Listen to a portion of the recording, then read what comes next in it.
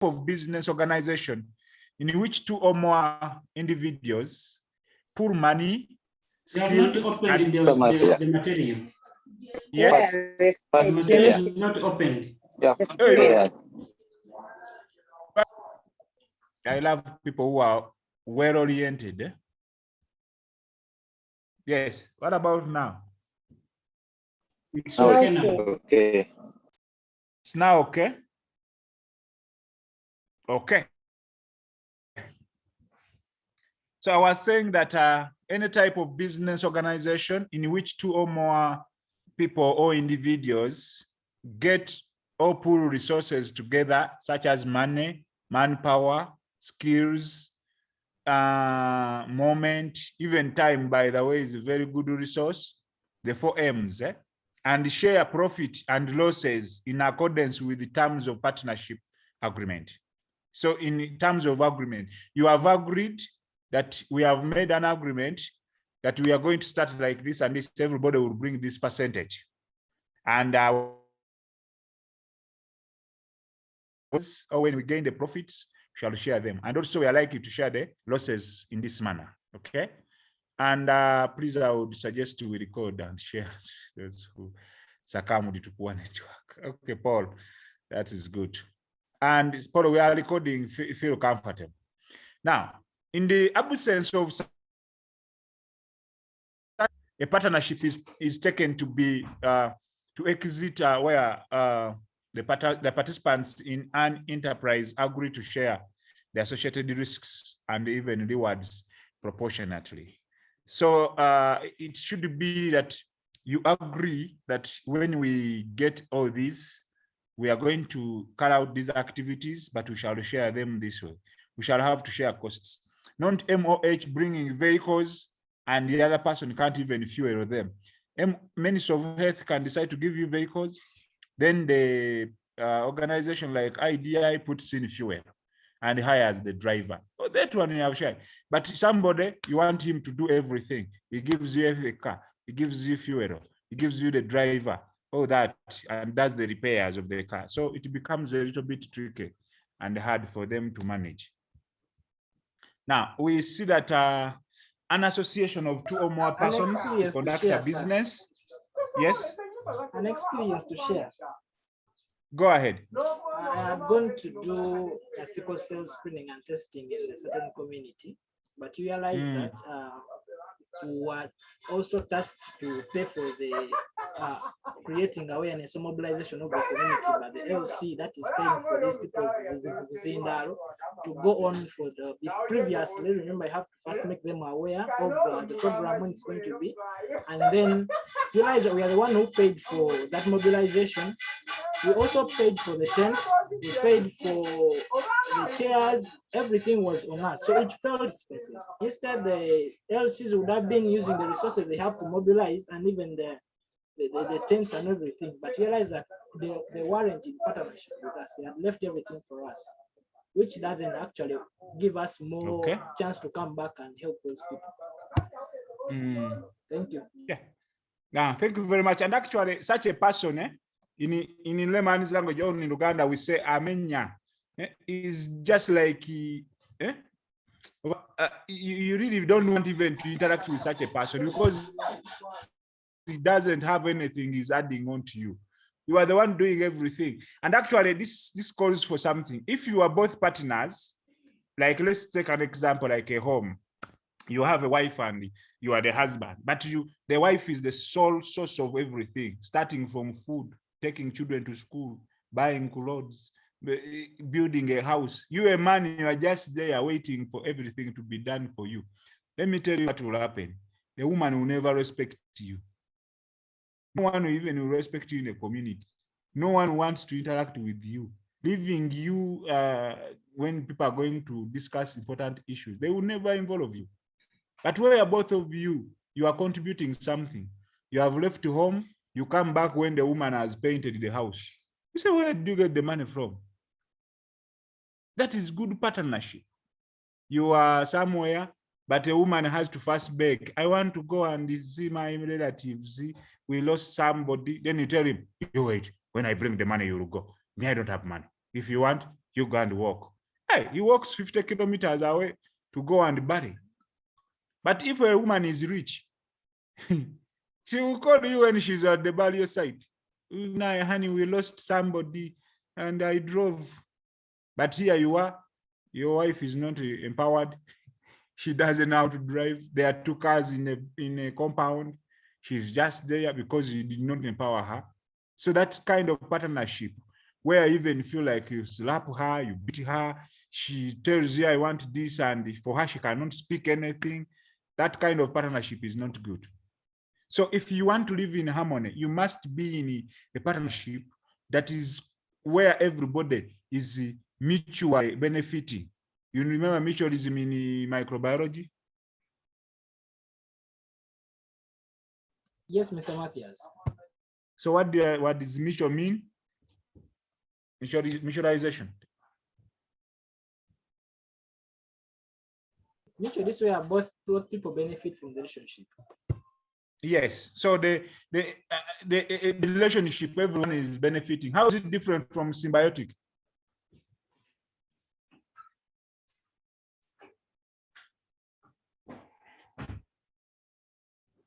Yes. I call Mr. Jalu. I think it's the one where one party benefits. One partner benefits, but the other one But is the not other one harmed. doesn't, because it doesn't cause Is not affected. It doesn't Exactly. come to the other one. Uh-huh. So at least you can, over that one can be better, a bit. But this is a person you are staying with, you are in partnership with. Yes, he's not harmed at all. He doesn't lose anything, but he's giving you some kind of accommodation. But it's like you are just there. I don't know. But in contrast to a corporation, those who engage in a partnership are liable.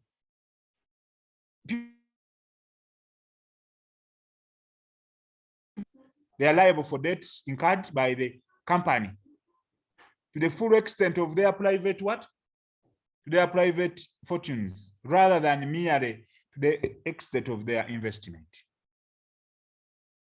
So when you go into partnership, just know that this is how I'm going to, even by the, when I look at, when someone gives you a job, it's like you have gone into partnership. You have told him, I'm a clinician, I'm a nurse, you are employed. So once you are employed, that means the other partner is expecting you to do something. Now you don't work, but at the end of it, you want him to pay you. So the agreement might be shattered.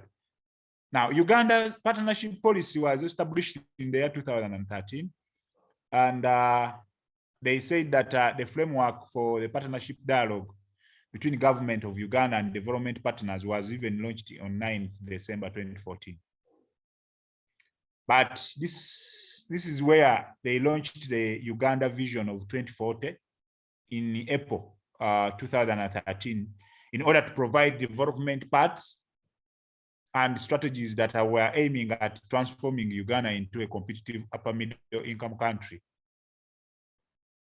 So the vision of 2040 is implemented through 5-year national development plans, which usually defines the government's medium-term strategic kind of direction, development and implementation strategies.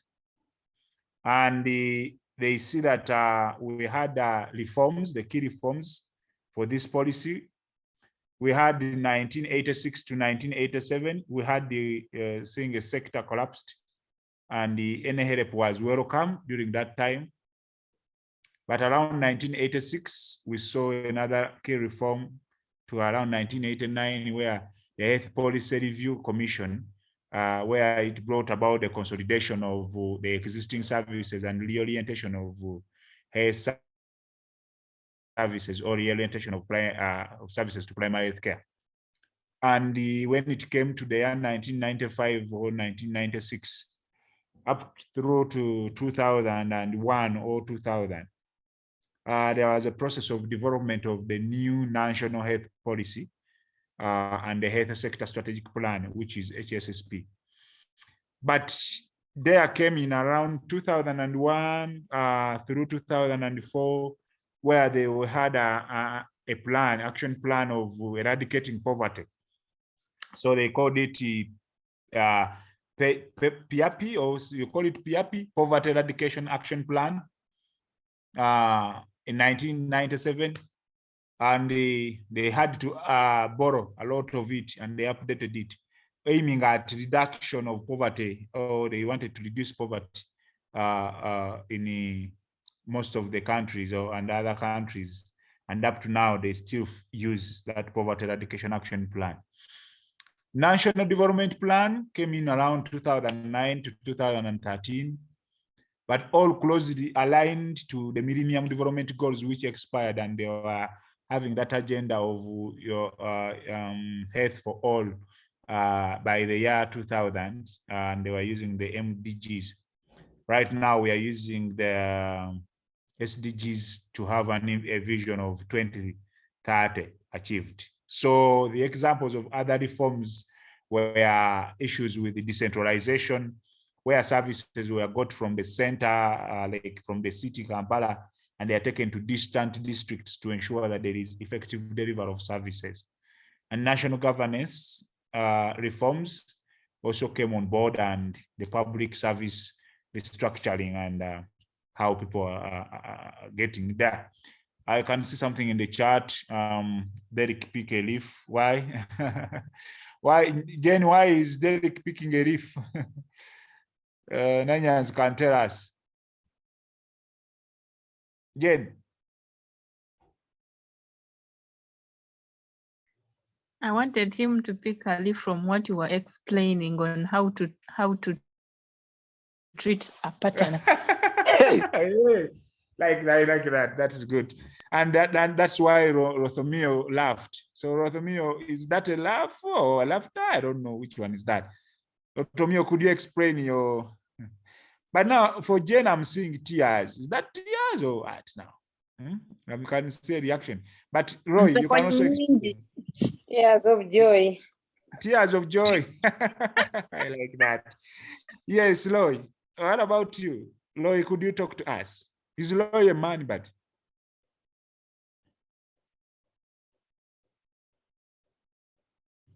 Yes, Loy?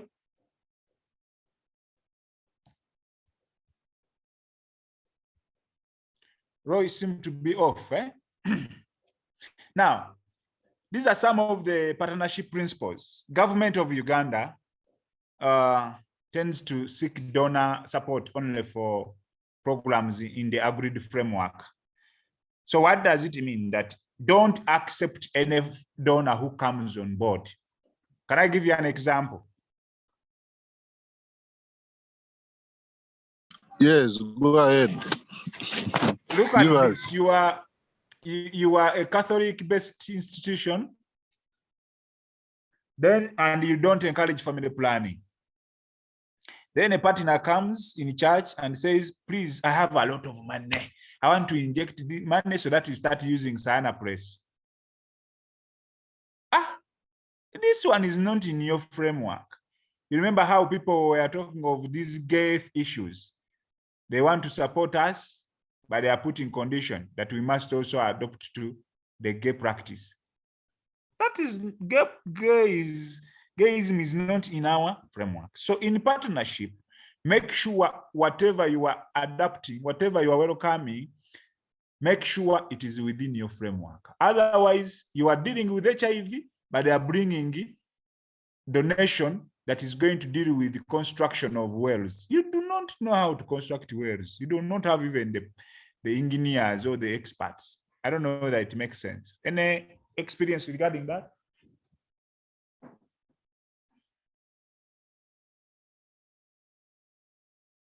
It's like we are doing science courses.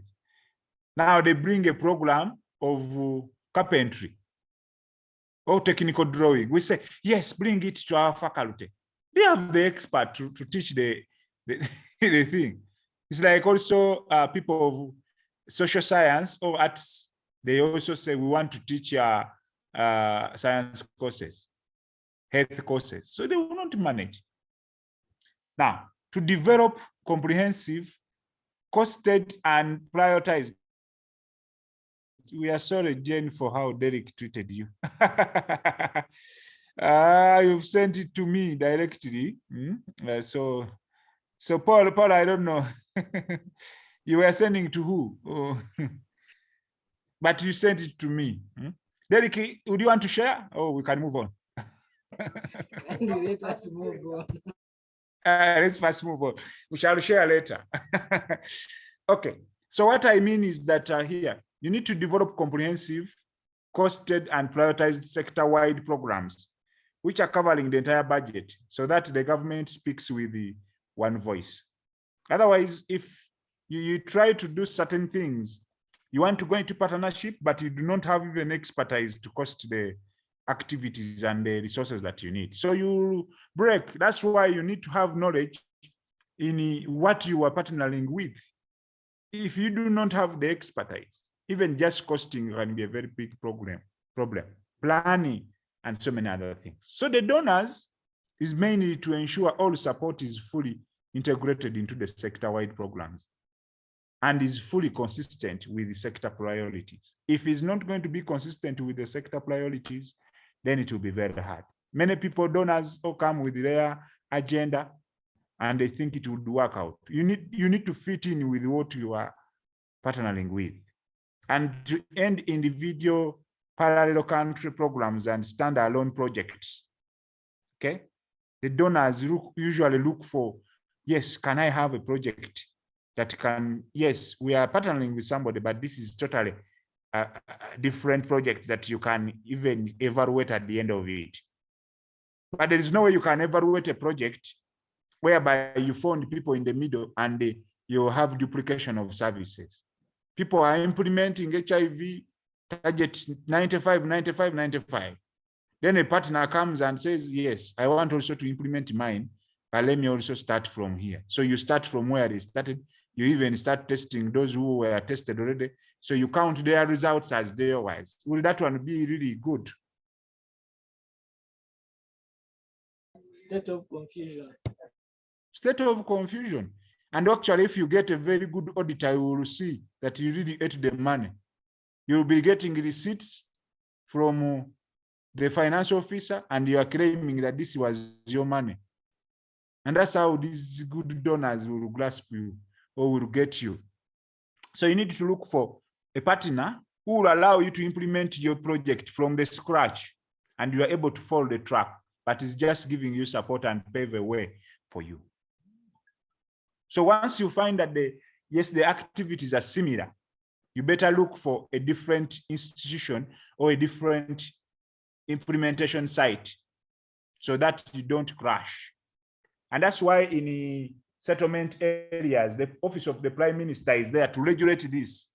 Once you are going to serve the same purpose, when you go to Changwali, Chaka, Lwenge, those settlements, BDBD, they have the office of the Prime Minister. You cannot implement your project unless you have gone through those people, because you are going to crash. You've just given mosquito net, the others also giving mosquito net. What are you doing? You give fancy as they are giving mosquito net, all right? Excuse me, sir. Great. Excuse me, sir. Go ahead, sir. There have been a colliding scenario between the Prime Minister's office and the Minister for Disaster and Preparedness. You look at which kind of partnership are these people having. For example, in the case of the refugees and things concerning the disasters and so on and so forth.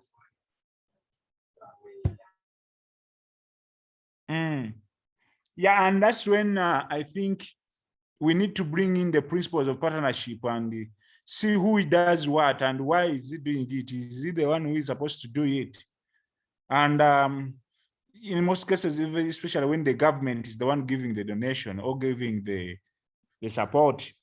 And I understand that everything that you would wish to do or to implement has to pass through that office. So they cannot go through unless the president knows. And who is helping the president to know all this is the Prime Minister. So that's why the office of the Prime Minister does a lot of things, and then they will be able to actually highlight a few challenges that they are meeting in the field that there is already an organization which is supplying that. Like, let me tell you, we went to the community to to give them megaphones. They told us that we have many megaphones that the government gave us. So instead of you wasting your time and bring megaphones, why don't you buy for us batteries? But when we went back to our donor, I said, for us, we plan to give only one megaphone, and we shall buy our own batteries and we put in there. So even if they have for us, we shall go on with that plan. So we thought the money for buying a megaphone was going to be converted into batteries so that people can give. Yes, Paul, your hand is up. Yes, I just wanted to give a scenario related to what you are trying to explain. Yes. In Kotido last month, we had a partner that wanted to come and support the district with the TB contact tracing. They contacted me as the TB focal person, and then I had to liaise with my direct supervisor, that is the DHO, on a partner who wants to support us in contact tracing for our TB patients. Yes. Now, when I informed the DHO, he told me, no, he has never heard of that. And he said, let me consult with CAO. Then he told me that no, that partner has not come to the district. They has not reported to the district. We have never had an inception meeting with them. So there's no way we can allow them to invite our health workers to go out for a training on or orientation on contact tracing. So, and that program is suspended until the inception meeting is done, because CAO's office is not aware, DHO is not aware, the RDC is not aware, LC5 is not aware. So they said, no, this is illegal for us. Yes. So I think it is in line with what you are trying to explain. Yes, I think, thank you very much for that. Yeah, Yes, Lwenge, your hand is up.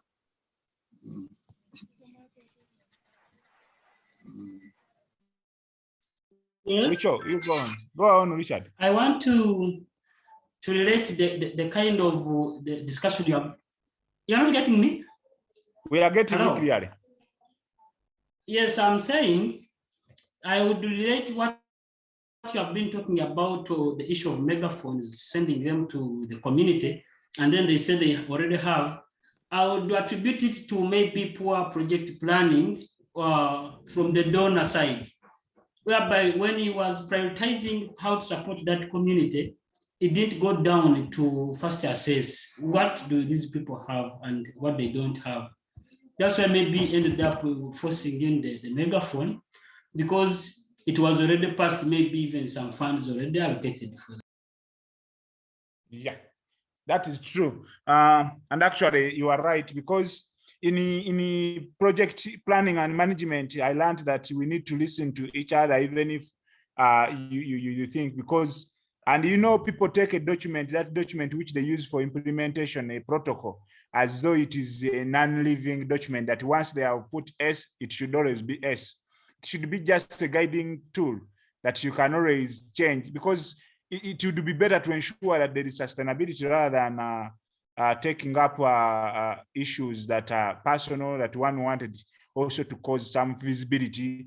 They thought that maybe when we take only batteries, then there will be no way that we shall have an impact. Like, people look at results in the form of what have we taking photos, megaphone delivered, but has the megaphone worked? Okay, district politics IMI says so, and the Rasul is saying in regards to megaphones, community needs assessment was not done. Yes, which is a challenge among many NGOs. Yeah, by the Rasul, we did an inception meeting, actually what I could call inception or pre-visit. I think pre-project, we called it what? Pre-project visit before we started, and we were telling them, orienting them about the project, and they told us that feedback. And when we took back the feedback that people have megaphones, they just need batteries, the other project officers said, no, we cannot change. We have already procured, or they have already put in the order, and they will say we are channeling resources. So we did a community situation analysis before we implemented. It's about poor leadership in the Prime Minister's office. Hilary Onek should be empowered to do her job. Paul Chilumila has added. That's very good interaction. So you need to increase the level of delegation to country office. You see, when you look at, let me give you another example.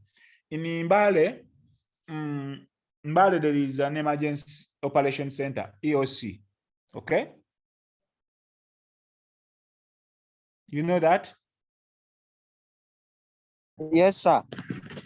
Now, Actually, if you, yes, go ahead. yes, I was saying that it is not only in Mbale. Nowadays, they have established this regional POSC. So even for us here, we have Arua. That is which good. has been headed by IDI. Very good. Now, when you have such an office, the other time now we are bringing a project to Arua, we shall be having such emergency operation center helping us, or that team helping us to mobilize the community.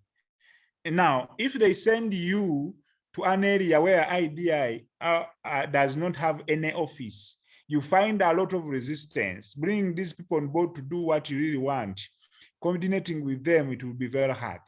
Because when you look at some areas like southwestern Uganda, which involves Kabale, Chisolo, Lubanda district, Ruchiga, Lukunjiri, and Kanungu, I was given those 6 districts to coordinate a project for IDI. But the challenge I got was that we did not have any emergency operation center or a contact office that these people knew IDI that is coming. So it was very hard for me to penetrate and liaise with them. And actually you find that one of the districts did not help me so much to implement the community dialogues, and we were paying for them. So we had to now to redirect the community dialogues to another district where people could do very well, okay?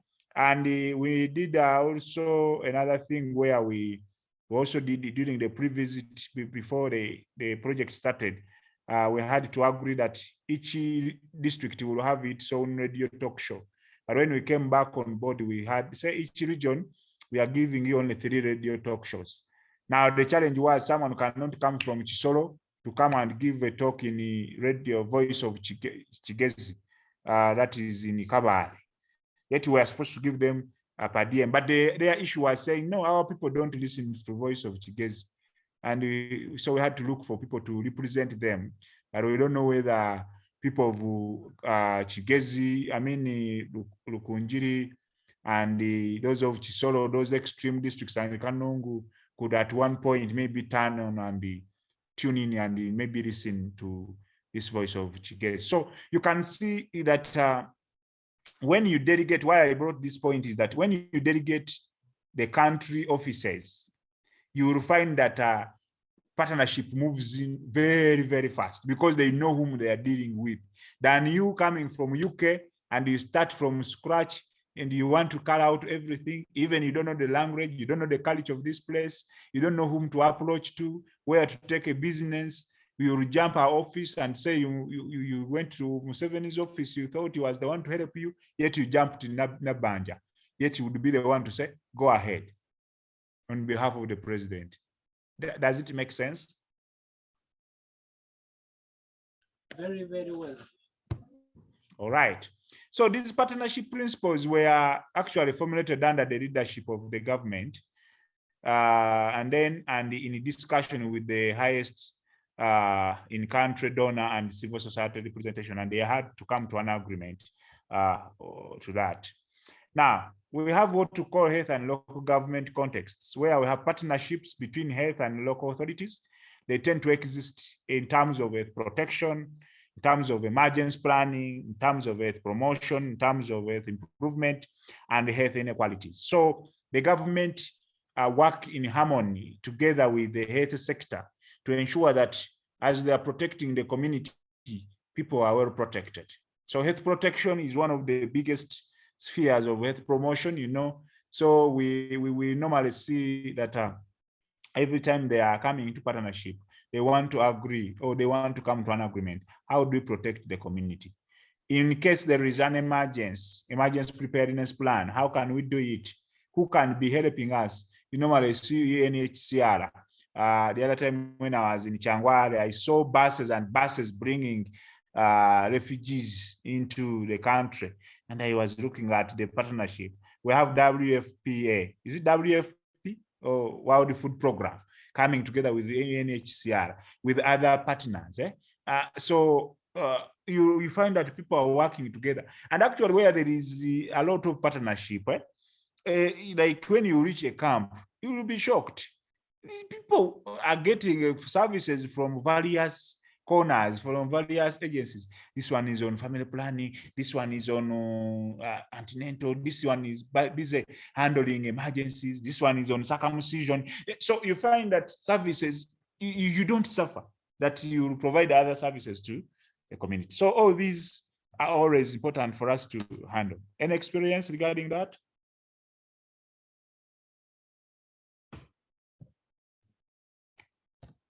Okay, as we move on.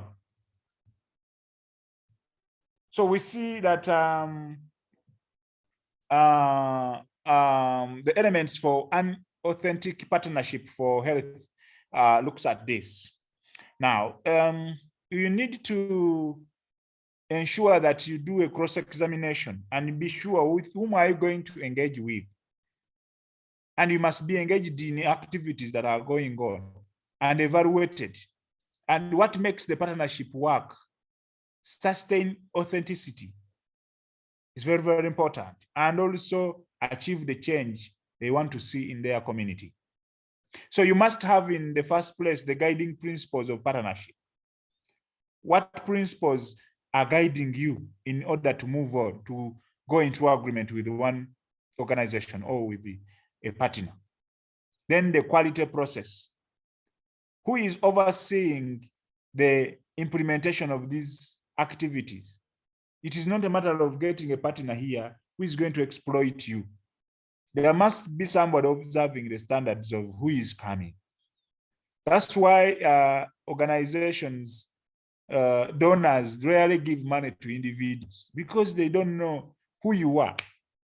You may just want to take away the money and you disappear. They will always want you to get attached to a university, to a credible institution with a lot of, I don't know, faith, with a lot of, I could say, trust, that they know tomorrow the organization will not go away. There is the issue of sustainability. And they are looking at the meaningful outcomes. You don't just tell them, you see, when we do this, I think it will come out like this. No, tell them what exactly you want to achieve at the end. And eventually, you should be in a position to transform the experience from one project to another. That's why they usually give even certificates at the end of the project. That in partnership with the HIV/AIDS and this commissioner, in partnership with the Ministry of Health, IDI, we give this certificate to Derek Kaziro for having completed the project successfully about maybe sickle cell screening and detection.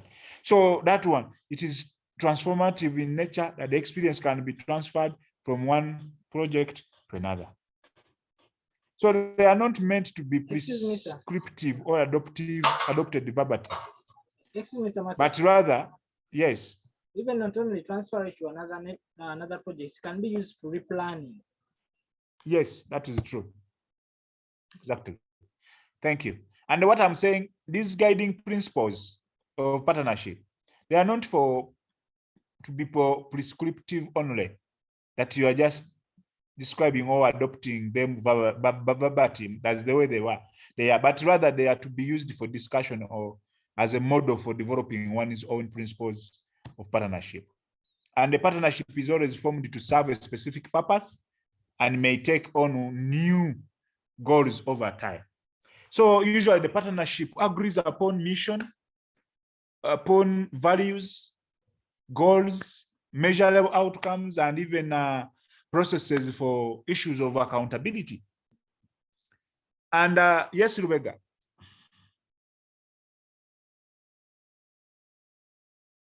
I'm sorry, I didn't put my hand down.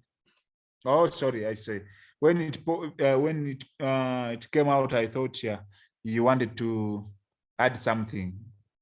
And we see that the partnership usually agrees upon the mission. You must agree with the values, the goals, and measurable outcomes, and the processes for accountability.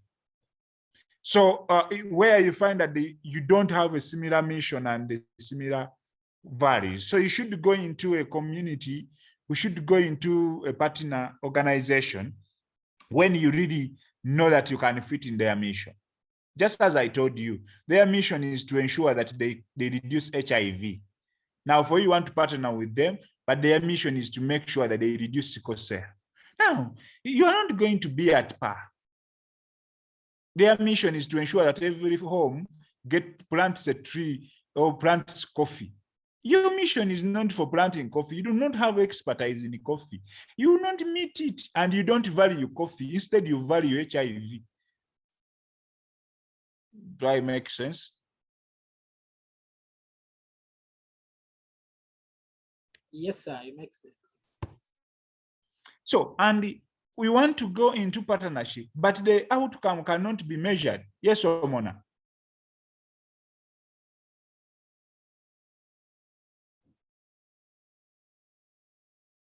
Amos, your hand is up.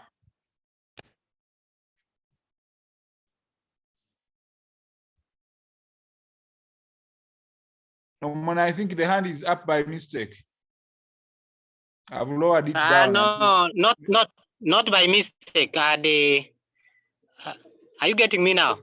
Exactly, you are clear. Yeah, I was trying to bring some issue on a partner that we are working with. Actually, during this period of COVID-19, where the partner who was just selective, he only handled some number of sub-counties, but not all the sub-counties, and bringing up issues of, you find it becomes very difficult actually to handle.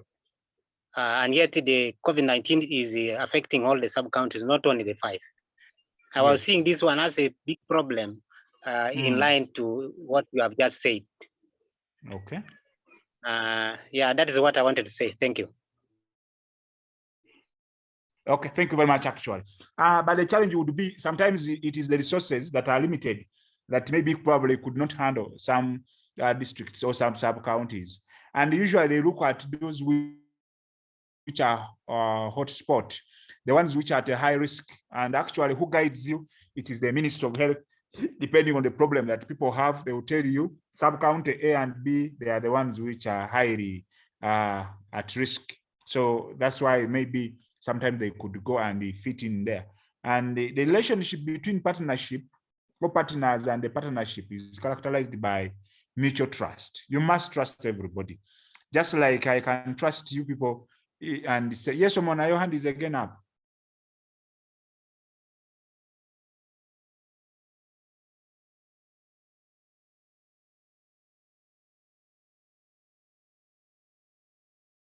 Doctor, you can proceed. Okay, that's good. So you must trust each and everybody.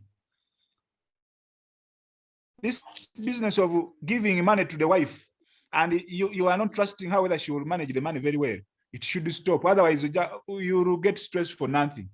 You trust her and you have some trust in that. You are with her, but she will not steal the money. If she eats, it is up to her. She isn't she your wife. Oman, again, you want to talk about the wife? I do. Your hand is up again. Oman, I want to give experience about your wife. No, doctor. Which one do you want to give about?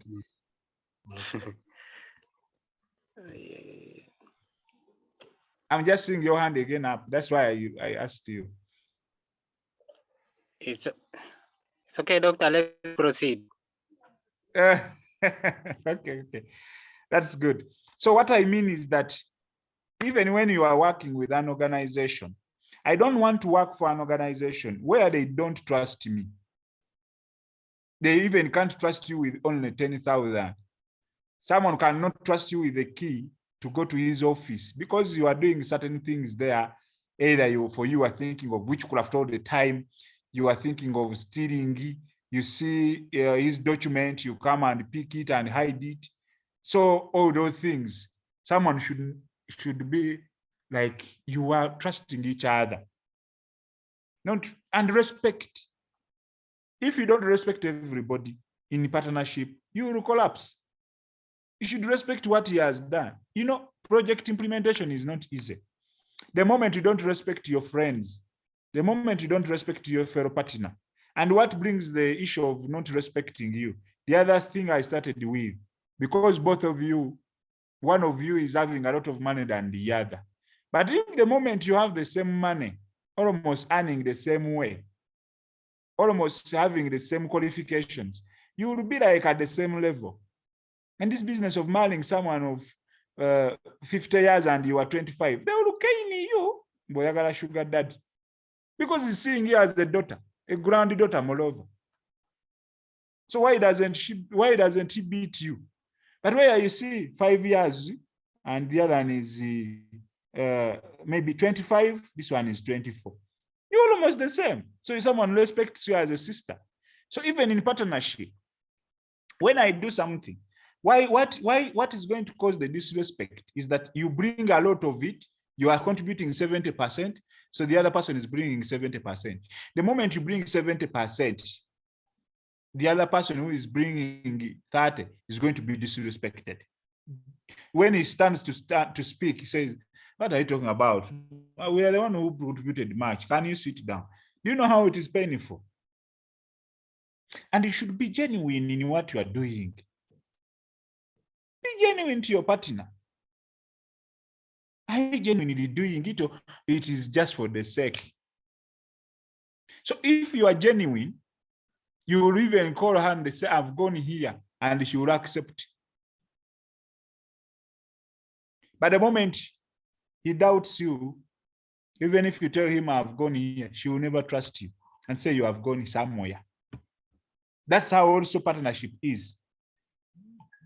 They are calling you, you went with the kind of field, but because the days got finished, they didn't finish the days, so you hide the car and they have seen it somewhere. They are calling you, they want to take you to another district to ensure that the implementation goes on. You are not open. Are you really genuine? Where are you now? I'm here in Kabal. Are you sure in Kabal? Okay, it's okay. When you come back, we shall go. So they hire another vehicle. And you must be committed. They call you, come and we go and work. No, I'm just come back from the field. I'm not going back. You look for other people. Then you are not a good partner. Something in the chat. Once trust is broken, it is over. Paul, thank you very much.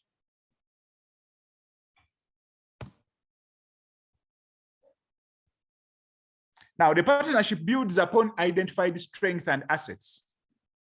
If you have a strength, even if you have a skill that you know that they cannot do, my dear, that is enough. And the strength can be money.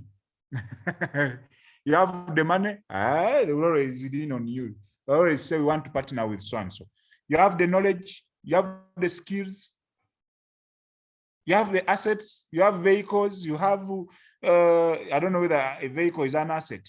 You have office premises, land, but also works to address needs and increase the capacity of all partners. Now, the partnership balances power among partners, and it will enable resources among partners to be shared.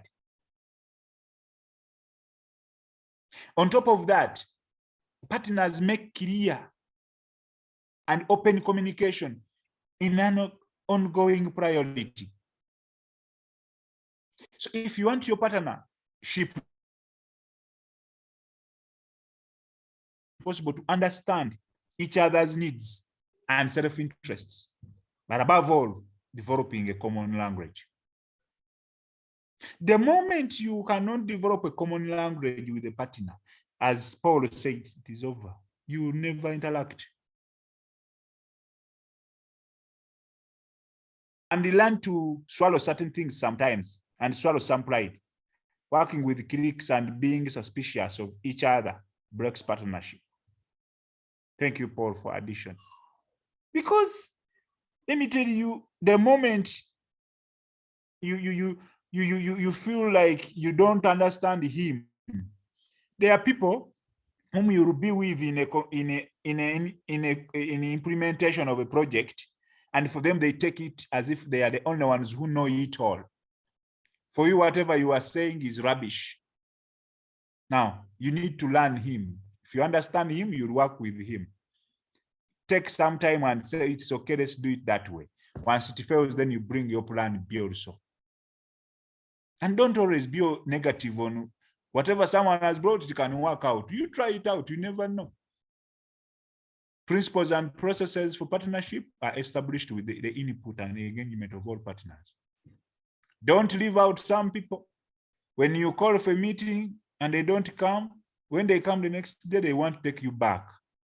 Especially when you are making a decision and conflict resolution, you need everybody on board. There is always feedback among all stakeholders in partnership. And what we are aiming at continuously improving the partnership and its outcome. But the moment you take long without giving feedback, you don't want to give reports. You don't tell us what you got in the field. You don't tell us the challenges you are facing. You are struggling alone. At the end of it, you don't have a report. So you need to share the benefits, having accomplished tasks that you set as a partnership kind of relationship. Because we see that partnership can even dissolve.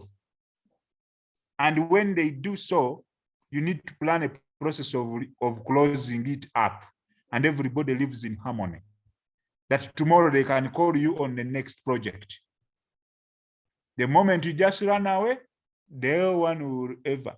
It's like a person has come to your home to visit you. She slept at home. She leaves the home without you knowing. You come back, you say, where is so and so? That she left. So which kind of a person am I dealing with? Is he a ghost? You are sleeping with somebody in bed. You wake up in the midnight, someone has already gone. Where has she gone?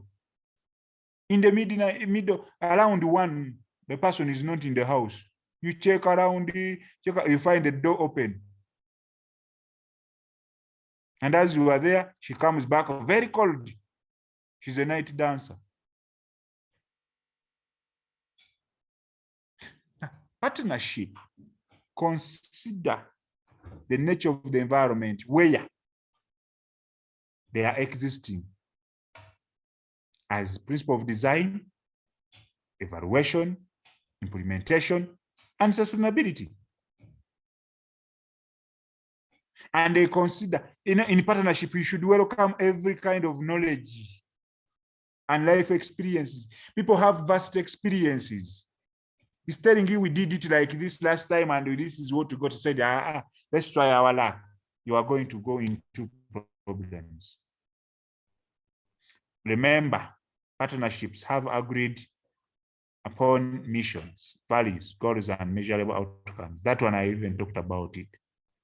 At the identification stage, developmental stage, and the maintenance stage. And also the sustainability. Okay? So remember, all these I've talked about them. All right? These principles I've talked about them. Do you agree? Yes, sir. Exactly. The other one was like a list, but I think I've explained them. Now, there is what we call quality process that are related, or where we have a relationship that should focus on. Being open, being honest, respectful, and following the ethical guidelines, trust building, acknowledging history, what really happened in the past. Because we told these people, we are going to conduct radio talk shows, and good enough here, they are accepted. Because my first experience is that we started booking radio talk shows very late. And now we reached a moment that the project was ending and they couldn't procure airtime for us to give radio talk shows. We had planned very many in various regions, but we ended up giving only one in Radio Kabos. Now, this time I'm happy that the next project, once we told them that please book early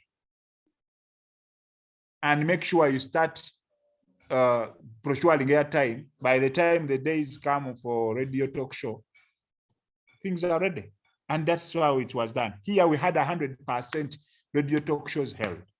Of course, with the challenges, as I've shared with you, that they wanted every district to have, but they were not enough.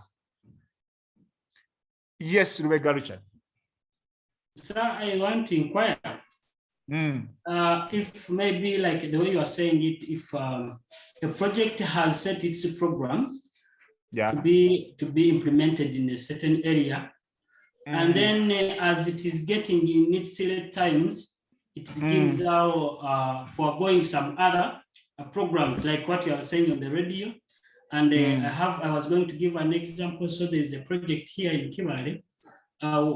Those people are supposed to be bringing in some methods, but you find they are not bringing the method. They are using another project that is bringing in the method, but taking the report. They come and take the data when they are not providing the methods now. So is there any way the district can intervene to at least try to look for those programs that have been physically implemented? Maybe they pay in the form of cash if the project is ending. Yeah. Okay, thank you very much. I will teach you something when I think they will teach you also in project management and planning. There is what we call no cost extension. Have you ever heard of that? No. Whereby the project had its money already in a finance, it is untouched, but the timeline or the time was not enough to implement all the project. The money is still there for implementation. So you write a letter requesting the donor to allow you extend the implementation, but the donor is not going to add you any cost. We call it no cost extension. Now, So if the project has ended, yes, and that money is still there, does it? You are saying it? You allow them to extend so that they can use that money? Yes, you allow them to extend, and you make a what? How do you call it? An application for the no cost extension, not low, no, N-O, no cost. You are saying the donor gives you opportunity to continue implementing, should not take away the money, but it gives you time to implement the project, that the activity that you failed to implement during the period when it was supposed to be. Okay. Because actually the need of that project is still on, but because time was not enough to meet all the activities as you had planned, then you ask for what we call no cost extension. So the project manager, and why it's like it so much, these Ugandans are the ones who are strict. We gave you 3 months, they're over, you go away. The only thing they may not give you is the salary, because they had planned that your salary was going to be for 3 months and you have used it.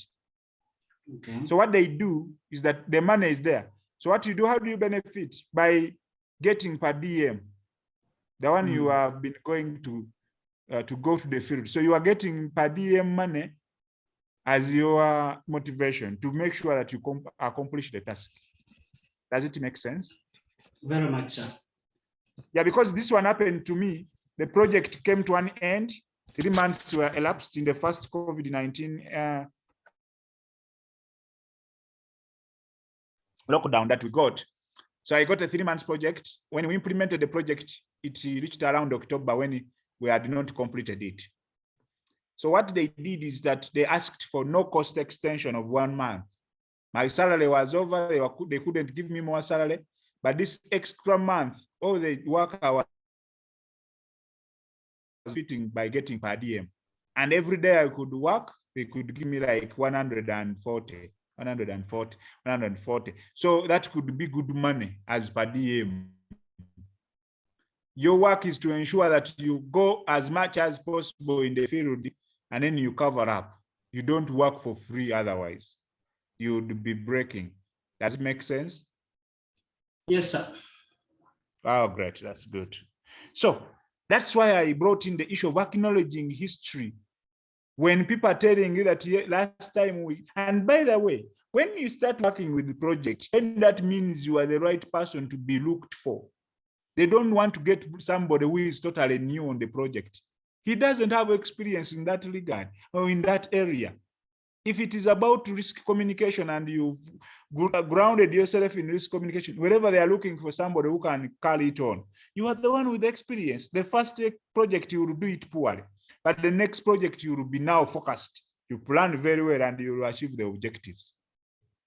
So you must have commitment, as we already said, and committed to what? To mutual learning. Be able to learn from each other. However much it is a VHT, a person who has never gone to school is telling, don't dig a well there. That route is for the ghost. Now you continue digging a well there. The water dries in one day. What will you tell the donor? They told you that where you're going to dig a well, it has evil spirits. Whoever digs there dies. Now you also dig and you kill. You remember this house near Sivambi, which killed many people. Now, if let's say you are the engineer and they are telling you, please don't take people there. Would you take your son there? And they are telling you that place is deadly. Now, anybody who is going to construct their house may fear and is an engineer.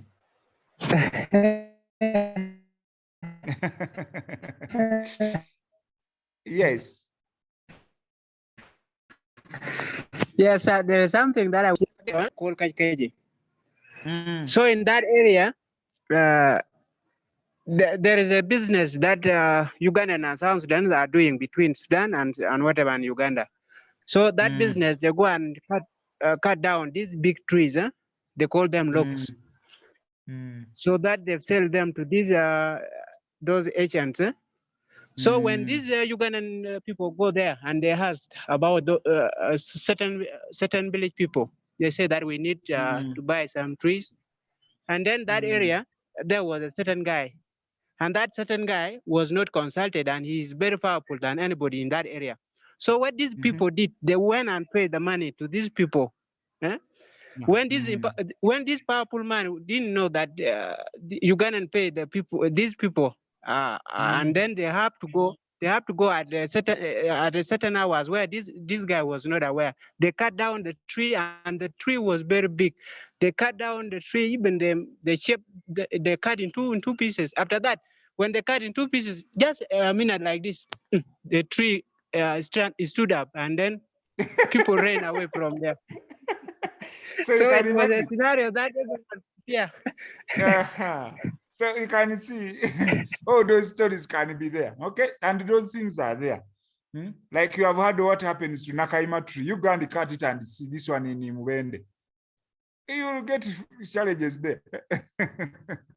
So they are telling you don't put any business in Nakaima's area. And for you continue to put there, and you want to camp there and people come for family planning, they will fear to come. Sharon has even laughed. Sharon, yes, that is good. Sharon, would you want to share? Even Chirumira has laughed and he has turned his neck and his head down. All right, that is very good. So, and let's have something to share with us. Now, when you look at meaningful outcomes when it comes to partnership, there must be tangible and relevant to communities. We should be seeing the results. You should be able to say, yes, here we are seeing this. You've eliminated the health disparities. You have created affordable housing. You have closed the gap of education. And you are now changing the rural economy. It has been poor. People are now rich. People are driving. People are riding motorcycles. Everybody has. Actually, when I went to Chambari settlement, I was shocked. I asked my friend that, hey, how come that people here in the settlement have what? Iron sheets. He said, no, go away. Those are not iron sheets. They have this clean canvas, which is white. You may think from afar it is iron sheets. I don't know if anyone has been in Changwari,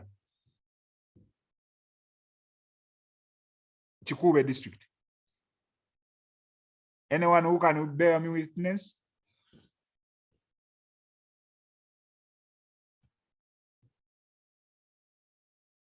Hello? I think there is none. Or no one? Okay. Now, there is, when you talk of transformation in partnership, there is either personal transformation, it could be institutional transformation, but it could be also the community.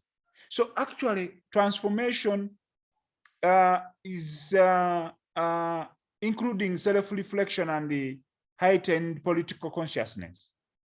Individuals, you see them changing because of your partnership that you have brought. Working together with people. I cannot work with people and I don't pick something new, unless I will choose something, either leadership skill. We've been working with a team for 3 months, but we have never seen each other physically. But people are working distantly.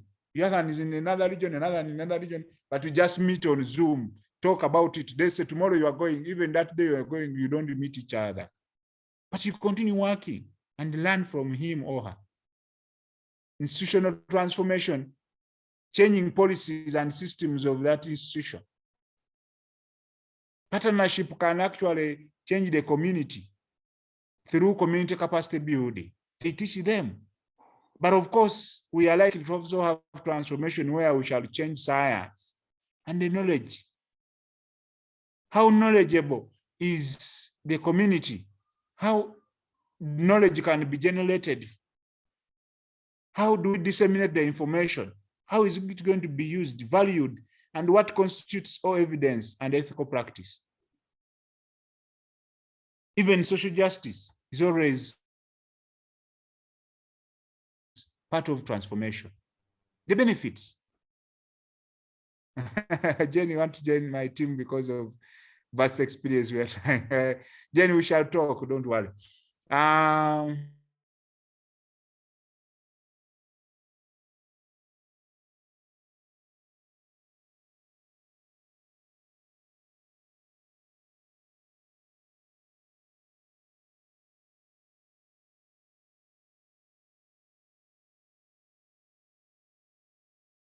Yes, I work in Changwari.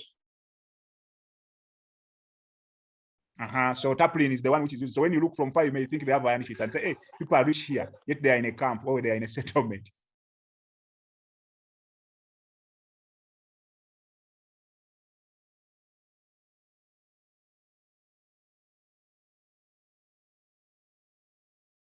Why the potential.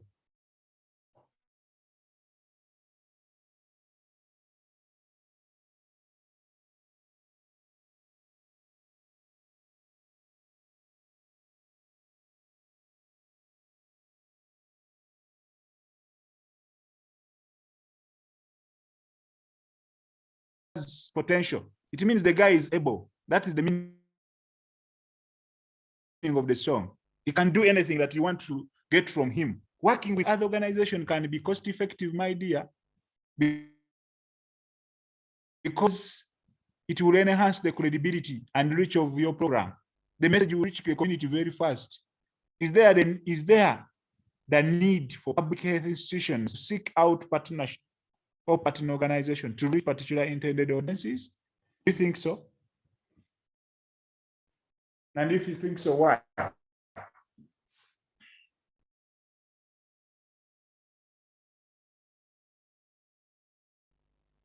Let me give you an example. I would say yes. Reason being, due to even the limited resources and experience that public health has, public institutions have, they need these partners to help them, for example, share these experiences. That actual,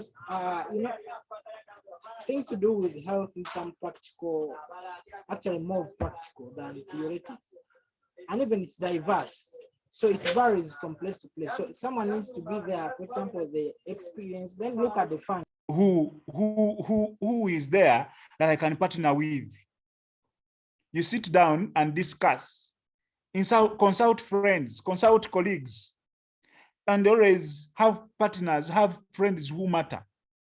You are there taking beer, but someone tells you that is this organization. It deals with the infant mortality, or it deals with the children with disability. And say, hey, first wait, what are you talking about? Do you have that? I can have that one in my clinic. Where are they? Give me their address. Like when I went to, there was a project I was working on for Maudime. It was for child disability. And I went to this side of Luwero. Is it? Yeah, Luwero. When I went to Luwero, they told us to look for CBOs, community-based organizations. Those of you who are in Luwero, you know SOS? Anyone in Luwero?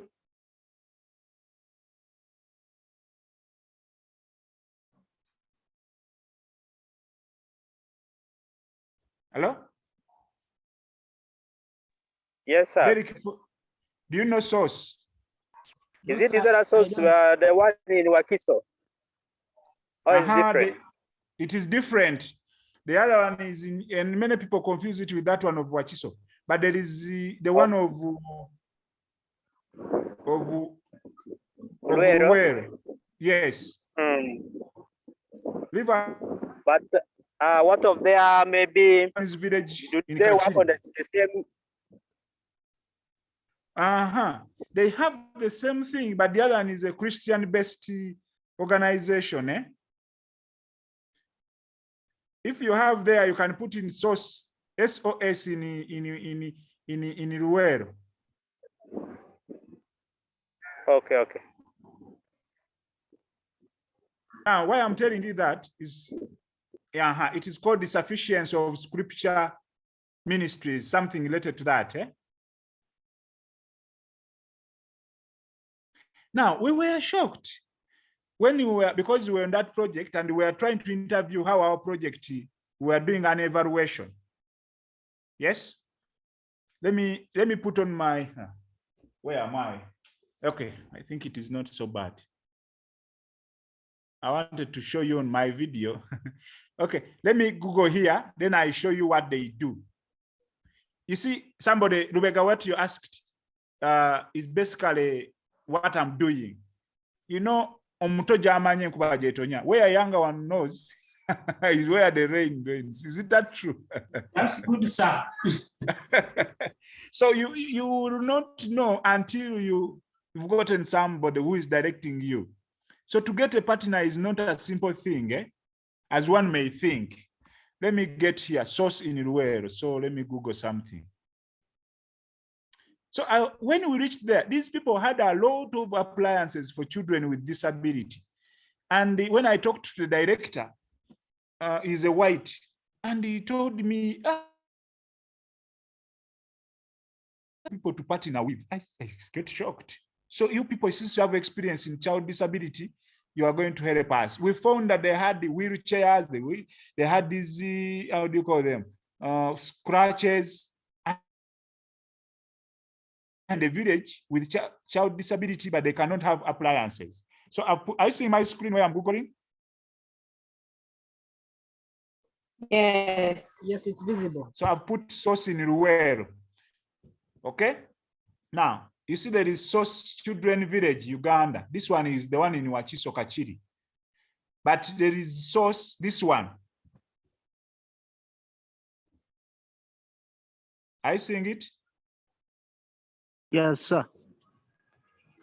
Luwero, it is 7. And you see this is their project, all of it. I don't know whether you see sufficiency of scripture. And by the primarily, for them, they are training pastors. But all their staff have been built houses. When you get a job, you work there, you stay there. So, and for them, they train pastors. They come and stay there for a month. And they told me that a pastor to study, he pays only 30,000 school fees. I said, what is these people doing? 30,000 as school fees. And the pastor is trained, he reads the free books, and is given accommodation, is given food. And they are looking at this resources. They say, let me show you this. When you click on resources, I don't know whether they can have. So keep up with what the ministries are leading. Let me go back here and about us. Let me see. I think. Yes, sir. Maria, leave me alone, Maria. Okay. So we come here. You can see that's their place, and they say sufficiency of scripture ministries exist to strengthen lives and communities through Christ. And we believe that the most enduring avenue for personal and collective strength comes through bringing scripture to life in Christ, his church. Our commitment is to establishing and shoring up the spiritual and physical walls of his church throughout East Africa. The heart of our ministry's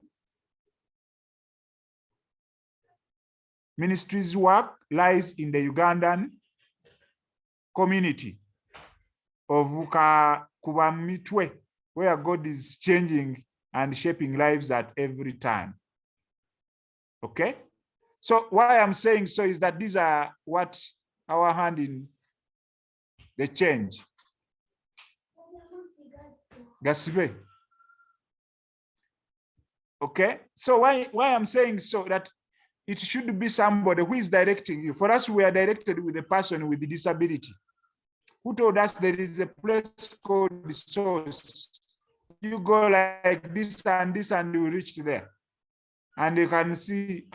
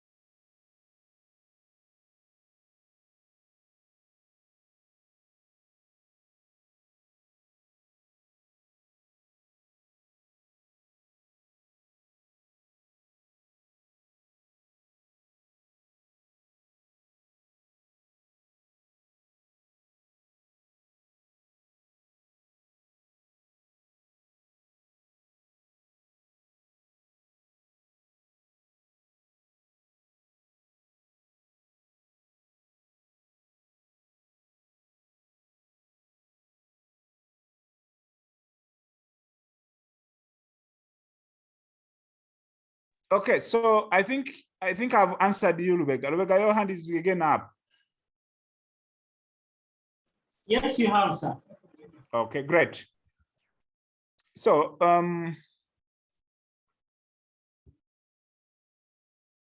it's something here which I want to show. I think the screen. Yes, sir. So we see more credibility for your messages because the intended audience is considered a potential partner to be a trusted source. We see an increase in the number of messages your program will be able to share simply because you have many people who are supporting you. Additional resources, either tangible or intangible. You can even get volunteers and the added expertise where you get training capabilities. There is a possibility of expanding support for your organization's priority activities and co-sponsorship for events and activities. So there is benefits of working. You have not shared the full screen. Oh, I've not shared the full screen.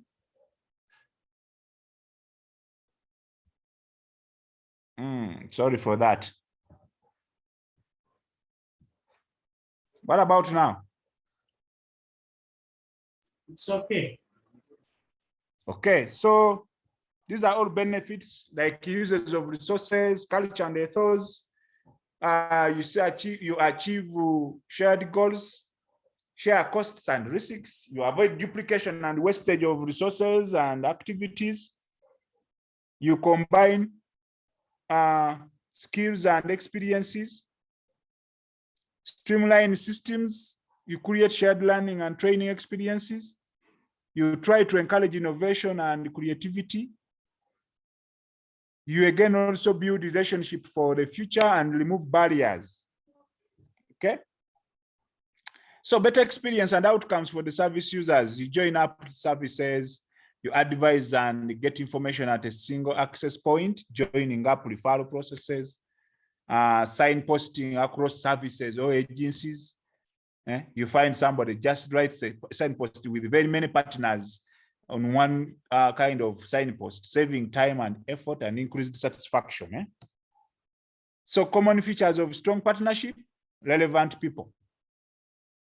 Whoever you meet, very important, very strong. That everyone whom you say, so and so is my partner. It's like saying, my husband is so and so. You don't even fear to mention. There are people when you move with them say, but the batano kuanjula to go mwami wabo. So you are not a relevant person because you don't do anything for her. She instead does everything for you. So how will she introduce you? But you see people when they come to the party, they give a husband a chance to talk. Say, my sweetheart, my better one should first greet you a bit, then I continue. That means she's important to the man. Yes. Shared information and processes. If you have information that you have shared with the team, it implies that yes, you are benefiting from each other. And you have reports where everybody has signed in partnership with that. You've seen when many people, when they are opening up a project, they get a board, like a whiteboard, and they sign on it. Everybody puts his signature. Meaning that inception meeting that you had, you agreed, and all of you have a clear vision and priorities, and you know where you are heading. There is what you call magic ingredients in a successful partnership. There must be commitment, proper communication, and above all, you must trust each other. So if you embrace these three, then you know your project will be successful. And when you are building strong partnership, these are the practical steps. Make use of the local contacts, people who are in the. Let him go ahead, or her.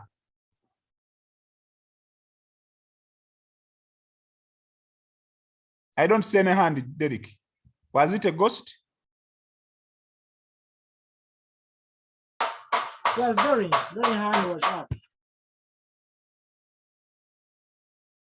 I think she was learning how to raise up the hand. Okay. We are saying that if you want to build a strong partnership with a given organization, make use of the local contacts. And you see our friend who asked, once you got the ground and you want to look for a partner in that district, people will tell you, you are looking for what? You just got that building and meet so and so. You will have reached. You've made use of local partners or local contacts. Be part of the local networks and partnerships. You find people put on WhatsApp groups to solicit funds for wedding. Someone just leaves. Now, when will you get a partner? People don't go out. We are busy now here. For us, we are deprived of life. Busy teaching since morning up to evening. When will I go out and I enjoy also? Oh my God. Understand partner roles and responsibilities and make sure that the partners are aware of the roles of the environmental health, share information and organizational plans, identify shared priorities, the win-win situation, and make sure you communicate often.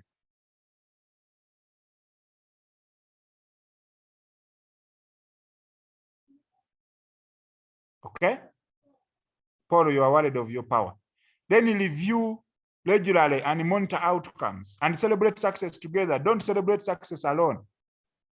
You start telling them, if I wasn't the one, she wouldn't be there. I'm the one giving her everything. You get government, key stakeholders in health. We have government, non-government organization, community-owned resource persons. We have volunteers, community members, we have health workers, and we have public health officers. All these can be key stakeholders in health. the future moving forward. Partnership. Strong partnership, working users resources more efficiently. Thus, when things are more challenging and uncertain, it is essential that working together remains a priority. Necessity is the mother of invention, as per Plato. By working together and sharing our resources, we can achieve more than if we work alone. I thank you very much. So can we have a break, Derek, for about 10 minutes? Sure. Yeah. So thank you very much. And that is partnership. You are free to explore and read the other materials about partnership. You will enjoy and you will be able to apply this in your day-to-day life. I wish you well as we go for break. Thank you. Yes. Sir. Okay. Thank you, sir. You are welcome. Presuming that I have past 4. That's fine. And we shall do for 30 minutes, then we go for other things. Yeah, there is money. I like that. So far 2-0.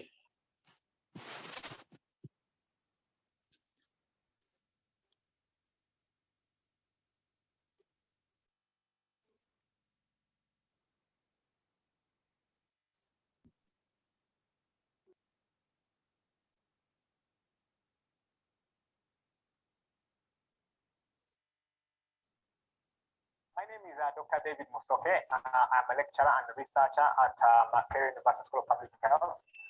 I live in Wakiso district in Entebbe. My name is Dr. David Musoke. I'm a lecturer and researcher at Makerere University School of Public Health. I live in Wakiso district in Entebbe, and I work with committed workers who brought me in this community today.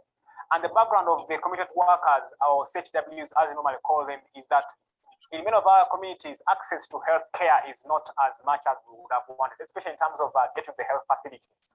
So for that reason, the Ministry of Health many years ago felt that communities should have people selected by their residents who have been trained and can support in healthcare generally. So healthcare includes health promotion, so health education, mobilization of the community for public health interventions, be it immunization, distribution of mosquito nets, treatment of childhood illnesses, and many others. So these volunteers play a very big role as the first contact of care to the health system, and also play a link between the community and the health centers. And that's why one of their roles is to refer patients that they can't manage to the health centers so that they can get further care higher in the health system. In the Ugandan context, community workers are volunteers, and we normally refer them as village health teams or VHTs. The volunteerism, of course, has its issues as you'd expect, but over the years, we've realized that despite being volunteers, they still do a good job. But if you support them in a number of ways, including enhancing their training, motivating them, with small incentives, sometimes not financial, a simple t-shirt, gumboots, umbrellas, sometimes makes them feel appreciated, and many times they perform a bit more than those who may not have some of these. So they do a great job, but with a little support, they will probably do much more. So as you would expect, a health system is quite broad, and it has so many building blocks, including governance, including financing, including human resources, including materials and supplies, including information. I must say, in all the building blocks in the country, we have challenges. If you talk about governance, we realize that there are a lot of governance issues.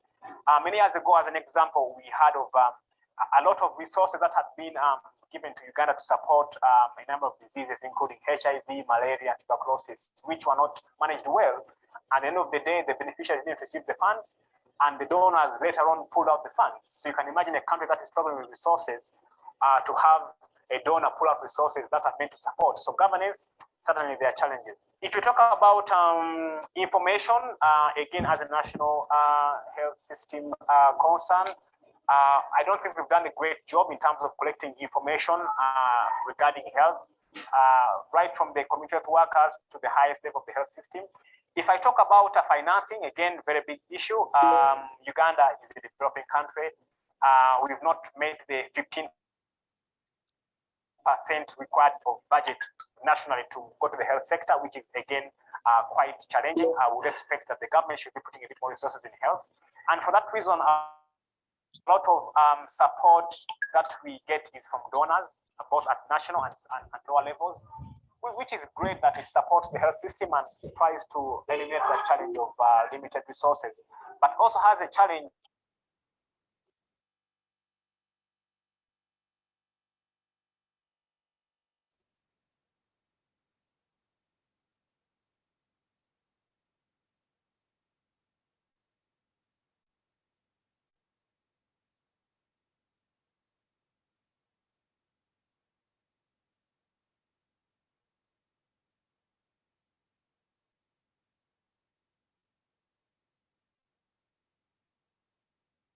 tremendous upside in recent years. If you look at the statistics 10 years ago and where we are, you would find that the number of cases of NCDs has increased, be it cancer, be it obesity or diabetes, hypertension. So whereas we still are grappling with the communicable diseases, the malarias of this like and diarrhea, now we have NCDs. The developed world don't handle the malarias and diarrheas. They are focusing on NCDs. So if we had a problem 10 years ago, now we have double the problem. So again, effort has to be done to ensure that we address the communicable diseases, but now also put in a bit more effort on the NCDs, which, as I said, are quite important.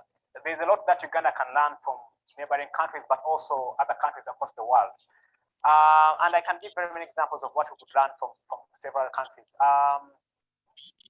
One of them is that if you can look at the community workers as an example, in areas where there's very low support to these volunteers, their performance is really low. Some countries have made a deliberate effort to strengthen the capacity of the volunteers or the community workers, including regular training, support supervision, ensuring that they are motivated, whether financial and financial. Another way we could think of learning from other systems is insurance schemes that are not necessarily overburdening the community, but still people are able to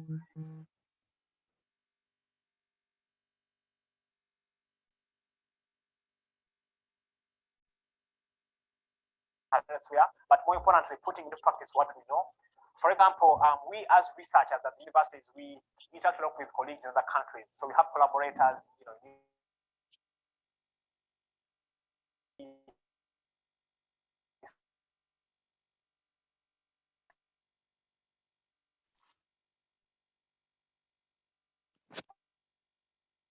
different studies that help inform us regarding what others are doing.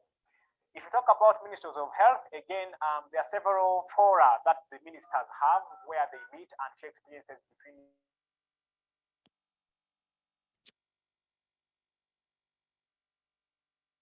Africa, in Europe, in the US, and other projects. We have reached to their partners meet at that continental level. If it's WHO, again, we meet at the WHO regional office, but also at the WHO Geneva office. So at that level, there's also a lot of communication. Probably what is lacking is learning from local level, because if you look at a rural community as this one, it may not have a lot of links of learning, say, from neighboring countries. And one thing that we've done as an example of a local initiative is to have a WhatsApp group of community workers, which is coordinated by a colleague at the university. So this group helps the CHWs communicate amongst themselves, share experiences, learn from each other, but also have that information shared at national level. So as part of the group, they are members of HIFA, which is Health Information for All, which is a global platform of sharing information and knowledge. So information from the group is channeled upwards to that HIFA platform, but also the coordinator of the group helps channel information from the HIFA discussions right back to the community. And that is really one small initiative. I wish there was more, there were more avenues for such, information exchange between the local and the global and vice versa. That would actually, I think, do quite well, learning from other sales systems and supporting each other moving forward. If I wanted to target one critical area that I feel would really have a very strong impact on the health system in general, I would certainly target strengthening the community health system. Because if you look at where exactly the problem is, most of the time the issues are in the communities. We had a training today in this place, and the trainers who are health workers put a strong emphasis on household health. So what situation are we living in our communities? What sources of water do we use? Which food do we eat? Where do we dispose our waste? How do we keep our utensils? Because if you really target health at household level, you've done half of the problem. So if you, for example, invest a lot in the high level health system in terms of national referrals and district referrals, yes, these need to be there and they are certainly very, very important. But if you really forget and not put emphasis on the community where people actually stay, live, get exposed to these risks that cause the disease and later on make them have to visit the health center, then I think you've not done a good job. So for me, my effort would be strengthening the health system at community level, but with a very strong focus on prevention and health promotion. Wow. So any lessons learned? Class, over to you.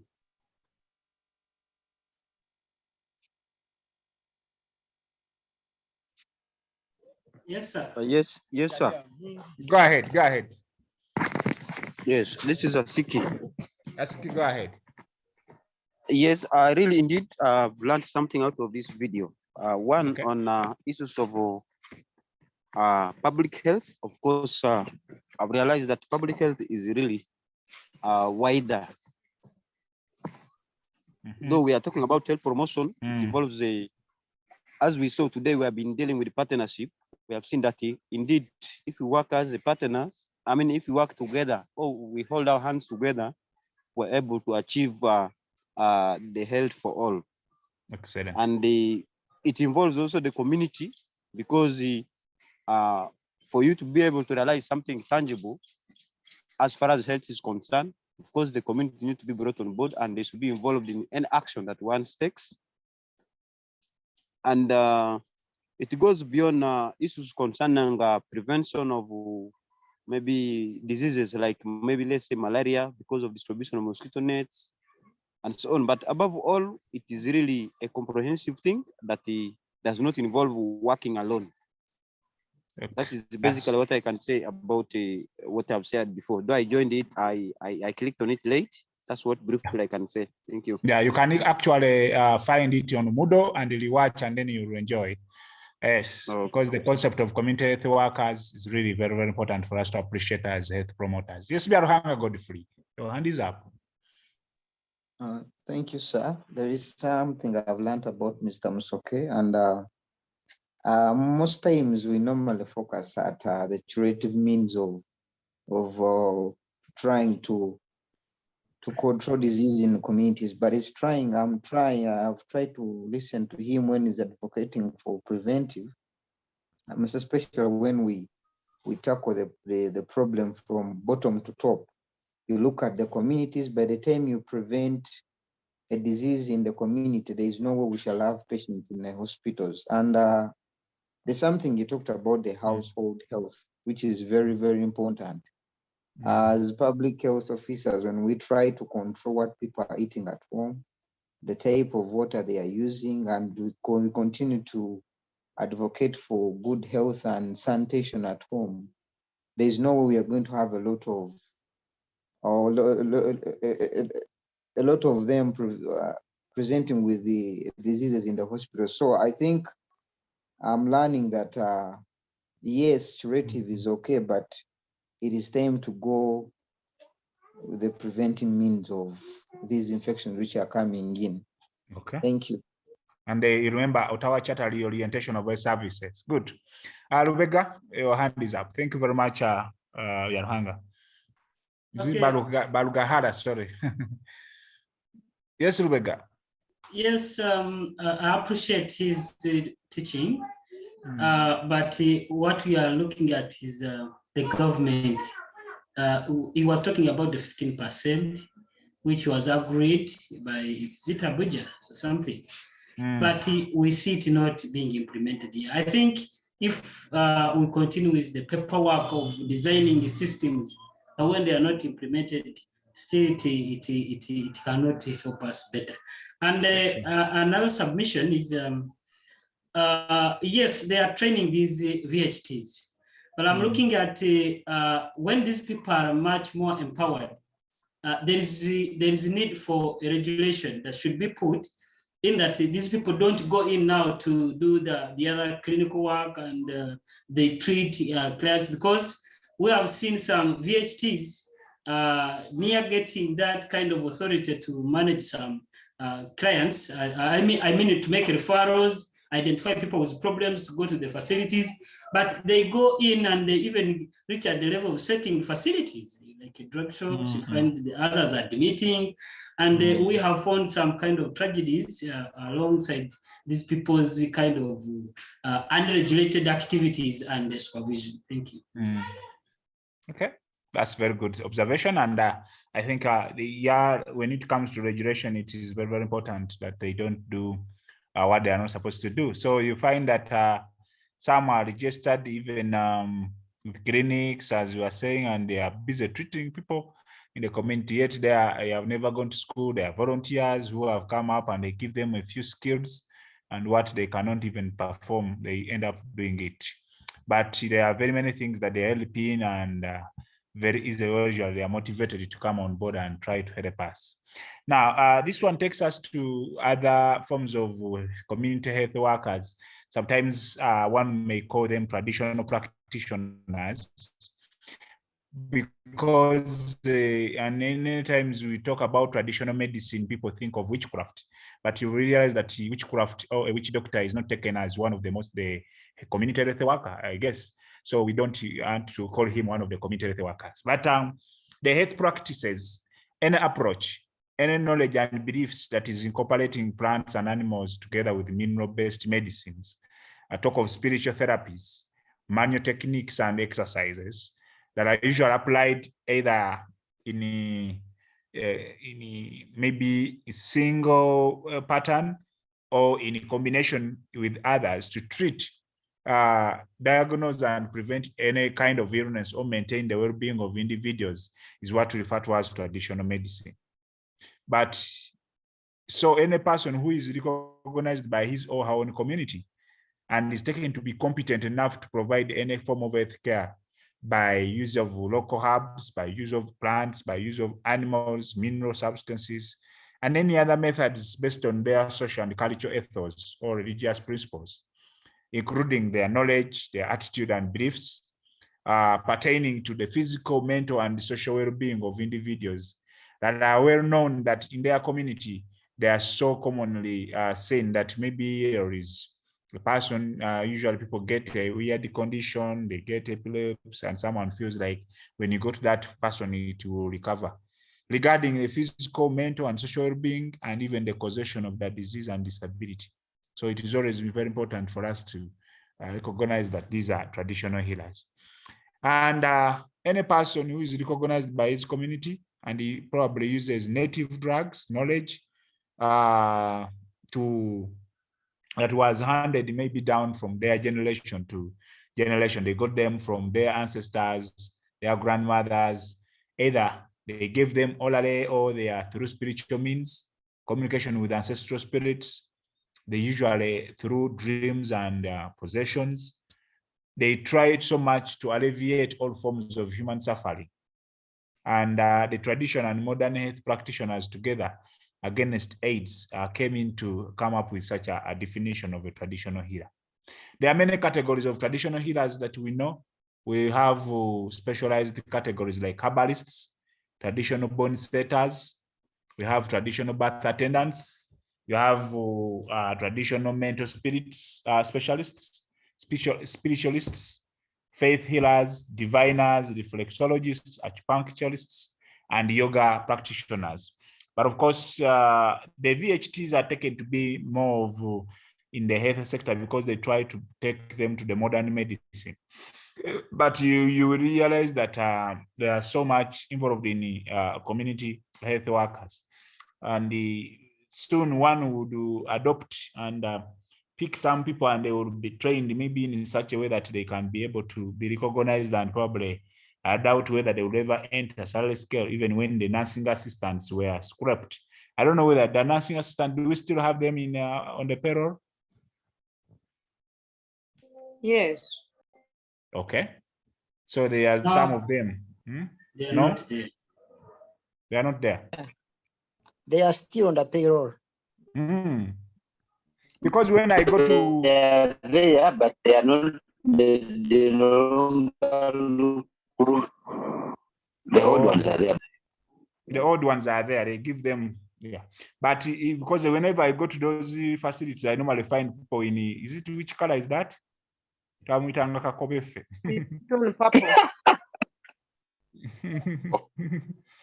Is the purple? It's called purple. Okay. Now for the herbalist, who is a herbalist? Anyone who has acquired an extensive knowledge of magic, magical technique, and who do not typically possess occult powers. They don't have these occult powers that he can see you, he can sit on a hide and he sits on water, a hide and skin, and sit on water and doesn't sink. Those ones don't have occult powers. He's an herbalist. For him, he's like an, how do you call it in pharmacology? A pharmacogonist, isn't it? For him, he looks at a plant and says, this one can treat malaria. They use mainly herbs, the medicinal plants or parts of those such plants. Either they can get roots or stems, leaves, stem barks, or root bark, flowers, fruits, seeds. But sometimes animal parts can also be gotten by them. Small wall animal, snails, snakes, chameleons, tortoise. And you've seen how this, the one you are calling witch doctors, they tie these hides, they get a lizard, they dry it, they tie it in a piece of cloth and say, that you tie it around your waist, you will get a baby. And then you tie that one, you will pass exams when you put on this one as maybe your necklace. Then you put on something, but they have tied a lizard there which is dried. Inorganic residues can be used, alum, camphor, salt, and others, and even insects and bees. Okay, the black ants can also be used. They can be added to these drugs. And they normally administer it in the form of powder, which could be swallowed or taken with the pap, or cold or hot, or any drink. So powder can also be used, but they tend to rub it in 2 cuts. They cut you in your head that you are going to get wisdom. They cut and put there some funny things which are irritating, so that you are getting knowledge. You remember how we used to pick knowledge from our friends? You pick his hair and put in yours. Made on any part of the body with a sharp knife. They cut. And when you want to know that people have ever gone to these herbalists, you just look at their chest one time. You'll be able to see some stretch marks, cuts. Those people were given such herbs. Preparation soaked for some time in water or local gin, maybe decanted as required before drinking. The materials could also be boiled in water, cooled and strained.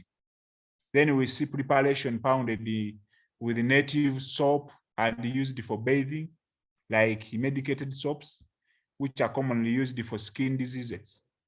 We see pastes done, pomades, and ointments in a medium of palm oil or shea or butter. Others even use soup, which is commonly consumed by patients. All right. So usually we have bone setters. Those are used.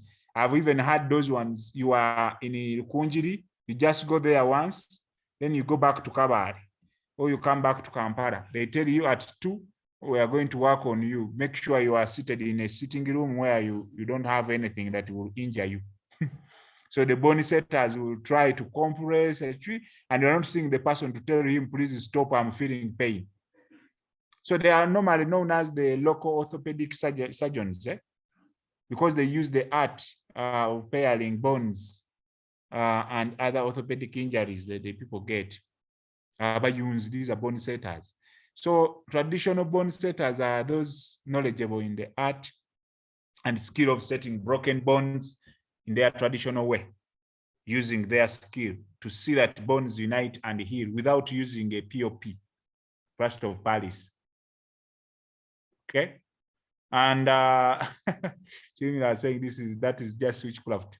They deal on simple, compound, or complicated fractures. Wounds resulting from such fractures are usually cleaned and bones are set, making sure that the ends of the bones tend to unite properly to prevent any deformity. So the bleeding is usually stopped on application of certain plant extracts, basil or cassava leaf extracts.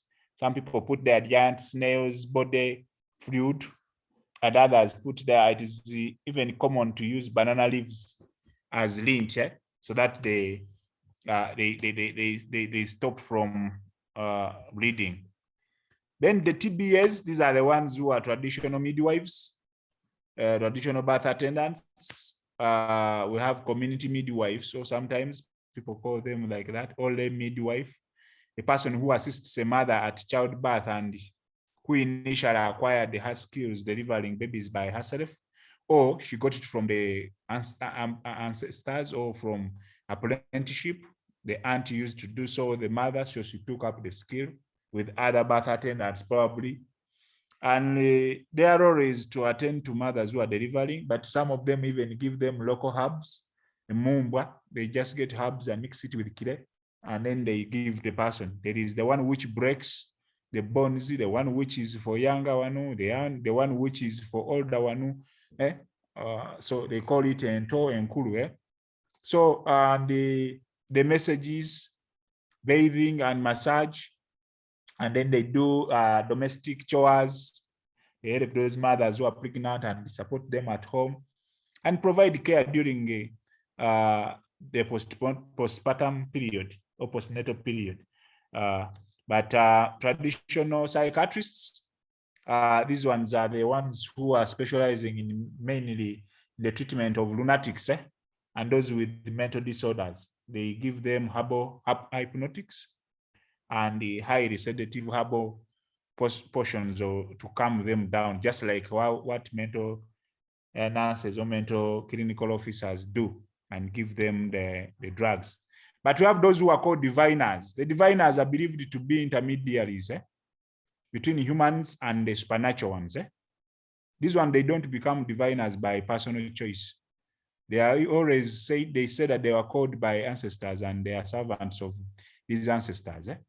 These days are now the spiritualists we are going to see. There are those who call themselves the prophets, that they were called by God, and they tell you what you did last night and with who at what time and why you did it. Diviners concentrate on diagnosing the unexplainable. They analyze the cause of the specific events and they will interpret it and they will give you the message from their ancestors. So you do what they were saying. Because they use divination objects, and they even explain the unknown by means of their particular mediumistic powers. But they say, although their vocation is mainly of divination, they often provide a medication for the specific case they have diagnosed. But they are diviners and also have spiritualists. These are spiritual healers. For them, they diagnose and they treat patients by spiritual and divination practices. Actually, they use ancestral worship and report possessions by a number of traditionally known healing spirits and deities. So their healing activities are usually performed by the healer as the spiritual mediator, and they mainly attend to the psychosocial cultural issues, and those are the spiritualists. Then there are those who are reflexologists. They tend to use a specific thumb, yes, because of reflexes. They touch certain part of, if you remember the limbic system, they touch the certain part of the body, like on the foot. They know this part of the foot is pertaining to this organ. So when they touch and you feel pain, then the liver is the one which is sick. They give you diseases, drugs for the liver. So the fingers and the hands technique without the use of oil to apply pressure to the feet and the hands or areas. So they massage even such a way that. So they claim that it is based on the system of zones and reflex areas that reflect an image of the body on the feet and hands, which are the premises that such work affects the physical change to the body. So they become reflexologists. Now, you will realize that they don't have consensus on how it really works. Each of them does his own thing, and actually some of them have started undergoing training and have harmonization of the thing they're doing. So their unifying theme is the idea that areas of the foot will correspond to areas of the body, and that by manipulating these ones, you can improve the well-being of an individual, one's energy flow. But they are criticizing them so much because they don't have evidence of its claimed effects, and they are not taking them to be so scientific and demonstrated benefit basis for their theories. And they don't have proper central regulation, and they are not accredited or licensed anywhere. They are very short medical training sessions which they give them so that they can pick. But you've seen Chinese where they pierce themselves with small needles and pins on the body. They presume that they reduce pain. Those are called acupuncturists. They treat their patients by inserting and manipulating the needles on the body. And they claim to heal various ailments like relieving pain, treating infertility, and even prevention of disease while promoting general health. Those of you who have ever gone to Chitagata, who has ever gone to Chitagata? Is it Chitagata Hot Springs? Yes. People go there and sit there with various diseases that the water will heal them, okay? So I don't know how we shall call that one now. Okay, so we need to, you can try to explore more and read about these traditional health workers. Yes?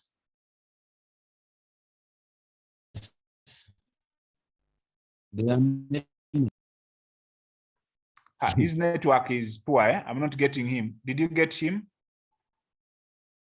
Paulo is saying that they are also called safe motherhood promoters. Yes. Paul, why did you say fire? You're a Christian. You are chasing idols with evil spirits. Fire. I think you are from this Pastor Senyonga's church. He's the one who is say fire. Okay. But do you think these community health workers are helping us in promoting the health of individuals? More so the traditional healers, leave alone the VHTs that we have seen as community health workers, but these others, the herbalists, do you think they are doing harm than good as we are concluding? Thank you. Personally, I think they are doing a great job, only that they have failed to be like given enough time and research to understand what they are doing. And I think it's deliberate, because once they are, we realize that we look at these pharmaceuticals as we learned in pharmacology, pharmacognose in particular, we realize that all these drugs we're using in the pharmaceutical area and everything, we realize they have the basis of these roots. And these local people,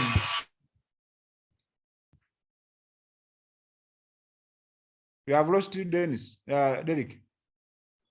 I was saying that it's deliberate that this knowledge is hidden in that way, that they say we do not understand. Yet they come and do their research undercover. They realize those trees these traditional people are using. What they do, they get those trees, they take them to their labs up there, they generate drugs, and they start even selling it to others. And for us, in our, I'll call it lack of knowledge, we praise them. Yet not knowing that if we give enough research and funds to dig down and find out what really these people are doing, I believe we can have a lot of more knowledge and independence concerning the treatment and medicines. And then the other thing is that most cases, what we don't understand, we usually fight it. That's the problem. Instead of trying to find out what is really behind that. We talked of the spiritual, the magic. Actually, the magic, it's not magic. It's just a matter that people don't understand how it works. And that's why they call it magic. But I personally believe that there is always something behind everything. When you look at mothers taking this called mud, when they did research, they found some quantity of iron.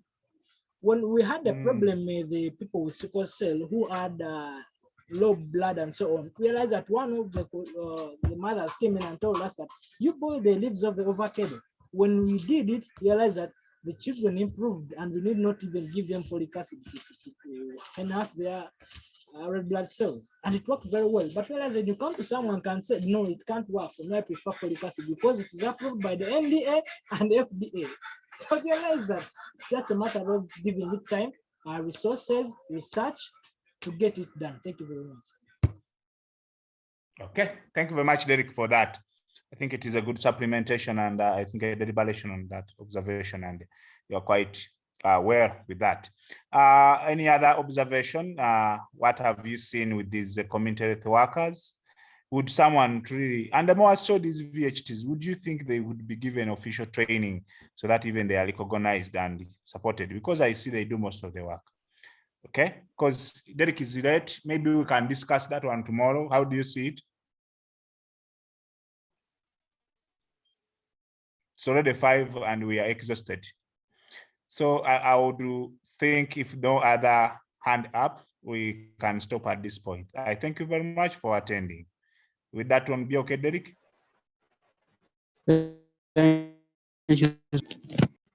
Yeah, tomorrow we shall be looking at behavior change theories and models.